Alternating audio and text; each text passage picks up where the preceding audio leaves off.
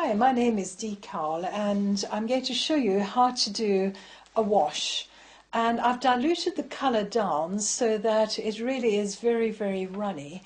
And a flat wash is when you take your brush across a piece of watercolour like this and just keep moving it from one side to the other. I'm only going to use half the page because I want to show you more than one example, and that would be a flat wash. If you want to do a graded wash, you would then pick up your colour and move it across the page like this, but after one or two strokes of colour you actually dip your brush into water and just touch it down on that edge and allow the colour to get lighter and lighter as it comes towards the horizon. So once again, I've dipped into the water and the colour will be very much lighter on the horizon. Now I'm just raising the paper up a little so that you can see how dark it is there and how very much lighter it is at the bottom. And this is known as a graded wash. I'm now going to show you something called wet into wet. And what wet into wet is all about is putting down a graded wash, and then as the paint begins to dry, you actually introduce colour to it. But you've got to wait until the sheen starts to go off. So what I'm going to do here is pick up my wet wash colour, which is ultramarine, and do a couple of strokes across like that, and then dip into some water and just pick up the edge and allow the colour to get lighter and lighter as I come down to the bottom.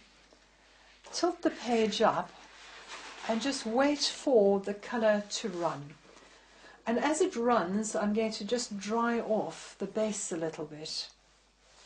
Now the technique of wet into wet is actually waiting until the shine has gone off the paper a little, and then also mixing up the colour that you're going to introduce into this wet area a little bit thicker than the wash colour.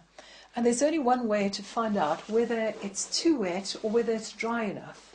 If I touch down here and it spreads very, very quickly, it may be too wet, in which case I'll try it out here and see if it holds the shape a little bit better. And can you see where I was working here, it's holding the shape a little bit better, whereas here it was just running very, very quickly.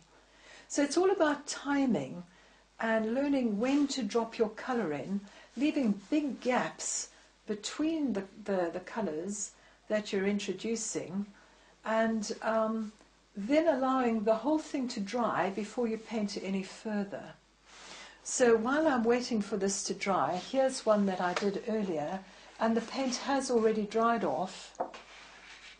And as you can see, that's where it was very wet into wet, and here it's much, much drier.